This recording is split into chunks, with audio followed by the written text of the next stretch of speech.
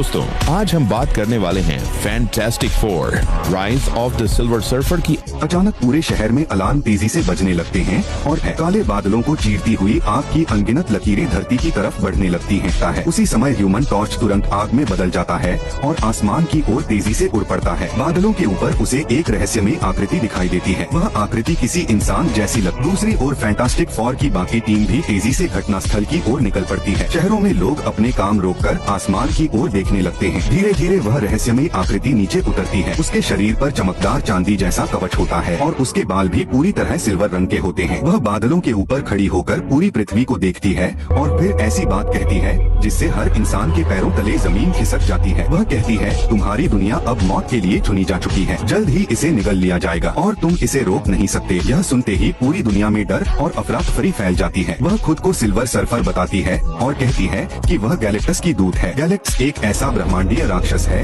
जो पूरे ग्रहों को खाकर जीवित रहता है और अब उसकी नजर पृथ्वी पर पड़ चुकी है। इतना कहकर सिल्वर सर्फर आसमान में बिजली की गति से उड़ जाती है। ह्यूमन टॉर्च तुरंत उसका पीछा करता है। वह अपनी पूरी ताकत लगाकर आग के गोले की तरह उड़ता है, लेकिन फिर भी सिल्वर सर्फर की गति तक नहीं पहुंच पाता। वह उसकी सर्फ बोर्ड पकड़ने की कोशिश करता है, मगर वह एक आसान हरकत से उसका हमला बचा लेती है। कुछ ही देर में पूरी दुनिया में सिल्वर सर्फर के आने की खबर फैल जाती है। हर न्यूज चैनल पर सिर्फ उसी की चर्चा होने लगती है। फैंटास्टिक फोर समझ जाते हैं कि यह कोई साधारण खतरा नहीं है। रीड रिचर्ड्स तुरंत रिसर्च शुरू करता है और उसे पता चलता है कि डॉल्फिन तारामंडल के पास कई ग्रह रहस्यमयी तरीके से गायब हो चुके हैं। हर ग्रह के नष्ट होने से पहले वहाँ सिल्वर सर्फर दिखाई दी थी। अब उन्हें यकीन हो जाता है कि गैलेक्टस सचमुच पूरे ग्रहों को निगल जाता है। पृथ्वी को बचाने के लिए वे खुद अंतरिक्ष में जाकर गैलेक्टस का सामना करने का फैसला करते हैं। दुनिया के सामने प्रेस कॉन्फ्रेंस में वे अपने मिशन की घोषणा करते हैं। अरबों लोग उम्मीद भरी नजरों से उन्हें देखते हैं, जबकि फैंटास्टिक फोर विशाल अंतरिक्ष यात्रा पर निकल पड़ते हैं। उनका स्पेसशिप पृथ्वी छोड़कर गहरे अंतरिक्ष में पहुंच जाता है। अपने लक्ष्य तक पहुंचने के लिए उन्हें फास्टर दैन लाइट ड्राइव सक्रिय करनी होती है। जहाज एक विशाल जंप सिस्टम से जुड़ता है और कुछ ही सेकंड में वर्महोल के भीतर प्रवेश कर जाता है। पूरा जहाज समय और अंतरिक्ष की सीमाओं को पार करता हुआ गैलेक्टस के क्षेत्र की ओर बढ़ने लगता है। रीड पहले से ही बैकअप प्लान तैयार कर चुका होता है। वह छोटे छोटे रोबोटिक ड्रोन भेजता है ताकि गैलेक्टस की संरचना और कमजोरियों के बारे में जानकारी मिल सके। जैसे जैसे वे लक्ष्य के करीब पहुंचते हैं, उनके जहाज के चारों ओर खतरनाक ऊर्जा तरंगे बढ़ने लगती हैं। अचानक जहाज वर्महोल से बाहर निकलता है और उनके सामने एक अकेला ग्रह दिखाई देता है। गैलेक्टस कहीं नजर नहीं आता। तभी रीड उस ग्रह के भीतर असाधारण तापीय ऊर्जा महसूस करता है। अगले ही पल पूरा ग्रह भयानक तरीके से बदलने लगता है और एक विशाल यांत्रिक संरचना में बदल जाता है। तो तुरंत इमरजेंसी सिस्टम ऑन करके जहाज की गति रोक देती है, क्योंकि आसपास टूटे हुए उल्कापिंडों का मलबा फैला होता है। तभी वे महसूस करते हैं कि कोई अदृश्य शक्ति उनके जहाज को अपनी ओर खींच रही है। धीरे धीरे उनका जहाज उस विशाल संरचना के पीछे पहुंचता है, जहां वे एक पूरे ग्रह को कुछ ही मिनटों में नष्ट होते देखते हैं। वह ग्रह पृथ्वी से 13 गुना बड़ा होता है। तभी अचानक लाल रंग की ऊर्जा किरण उनके जहाज को पकड़ लेती है। सारे इंजन बंद हो जाते हैं और वे पूरी तरह फंस जाते हैं। अगले ही पल सिल्वर सर्फर नीली रोशनी के साथ उनके सामने प्रकट होती है। वह सीधे जहाज की दीवार पार करके अंदर आ जाती है। ह्यूमन टॉर्च उससे मजाक में बात करने की कोशिश करता है, लेकिन वह साफ कहती है कि गैलेक्टस उनसे मिलना चाहता है। उनका जहाज उस विशाल संरचना के अंदर खींच लिया जाता है और वे समझ जाते हैं कि यही गैलेक्टस का चलायमान अंतरिक्ष किला है। टीम जहाज से बाहर निकलती है और रीड अपने ड्रोन पूरे क्षेत्र में भेज देता है। सिल्वर सर्फर उन्हें बताती है कि गैलेक्टस ग्रहों को खाकर जीवित रहता है। बिना ऊर्जा के वह धीरे धीरे मर जाएगा। जब रीड पूछता है कि गैलेक्टस किन ग्रहों को चुनता है, तो वह जवाब देती है, वह ग्रह नहीं चुनता, तुम चुनते हो। यह सुनकर सब हैरान रह जाते हैं। कुछ देर बाद उन्हें एक विशाल अंधेरे कक्ष में ले जाया जाता है। वहाँ धीरे धीरे गैलेक्टस स्वयं प्रकट होता है। उसका आकार इतना विशाल होता है कि पूरी टीम उसके सामने चींटी जैसी लगती है। वह कहता है कि पृथ्वी को बचने का एक मौका अभी भी है और वह मौका सू के गर्भ में पल रहे बच्चे से जुड़ा है। गैलेक्टस मांग करता है कि वे अपना अजन्मा बच्चा उसे सौंप दें, तभी पृथ्वी बच सकती है। यह सुनकर सू का चेहरा सफेद पड़ जाता है।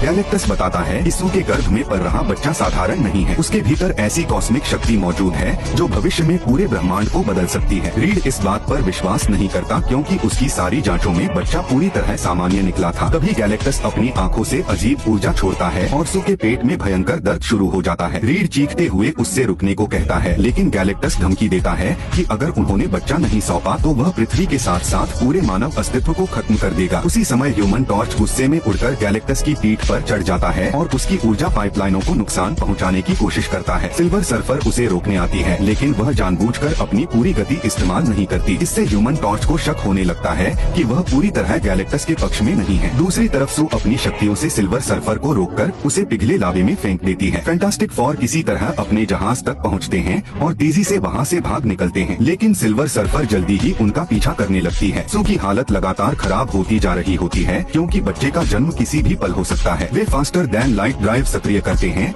और वर्महोल में प्रवेश कर जाते हैं, मगर सिल्वर सर्फर भी उनके पीछे उसी वर्महोल में घुस जाती है। ह्यूमन टॉर्च लगातार उस पर हमला करता है, लेकिन उसका कोई असर नहीं पड़ता।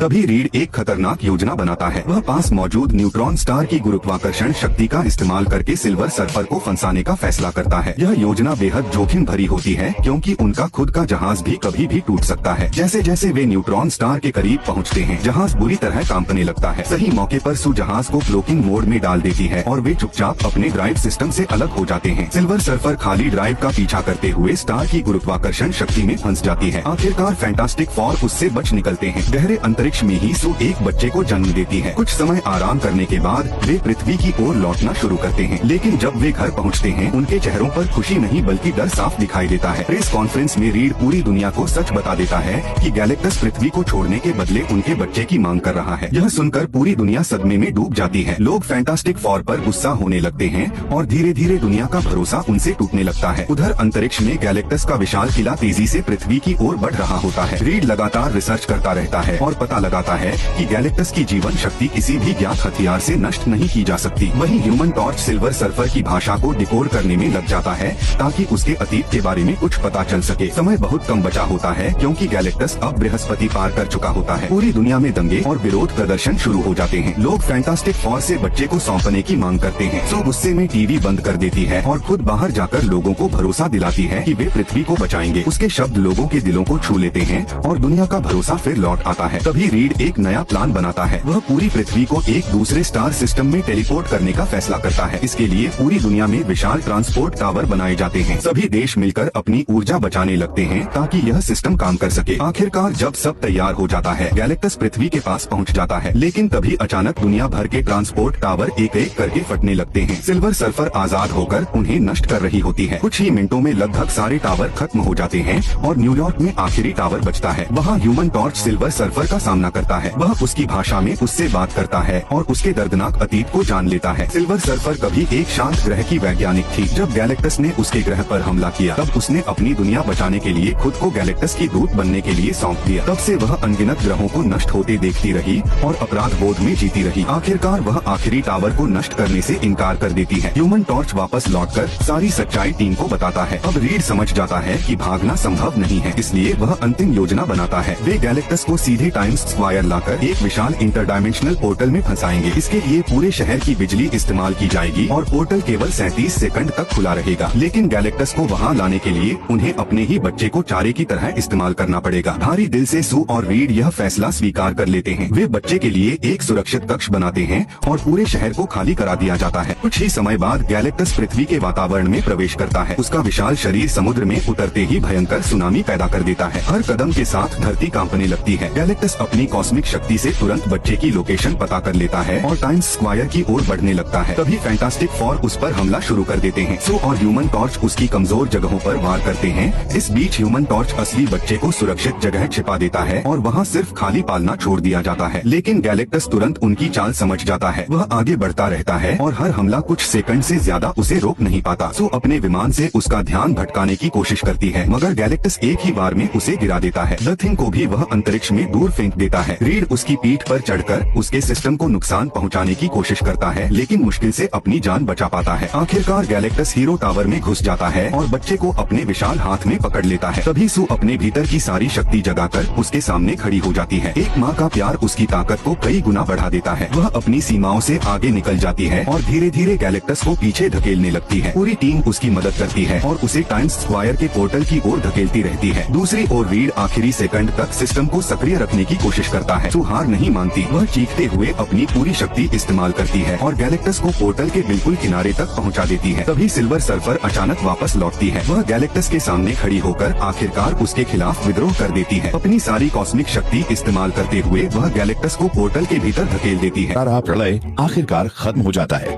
रीड घबराहट में तुरंत सू के पास भागता है, लेकिन वहाँ पहुंचकर उसके होश उड़ जाते हैं। सू की सांसें रुक चुकी थीं, उसकी बॉडी में लाइफ का कोई निशान नहीं बचा था। दुख से टूट चुका रीड धीरे से अपने न्यूबॉर्न बेटे को सू के पास लिटा देता है ताकि माँ और बच्चा आखिरी बार साथ रह सके। लेकिन तभी एक चमत्कार होता है। बच्चे के अंदर छिपी डॉर्मेंट कॉस्मिक पावर अचानक जाग उठती है। गोल्डन लाइट फैल जाती है, वो मौत के मुंह से वापस लौट आती है। 4 साल बाद दुनिया में शांति लौट आती है। सू अब अपने बेटे के साथ एक शांत जिंदगी जी रही होती है। लेकिन एक दिन एक रहस्यमय शख्स हरे रंग का क्लोक, हाथ में एक अजीब मास्क था। वह बिना कुछ बोले सू के छोटे बेटे के साथ खेलता है। और भी मूवी अपडेट्स के लिए शॉर्ट मूवीज रील को सब्सक्राइब करें। इंटरेस्टिंग स्टोरीज देखने के लिए स्क्रीन वीडियो पर क्लिक करें।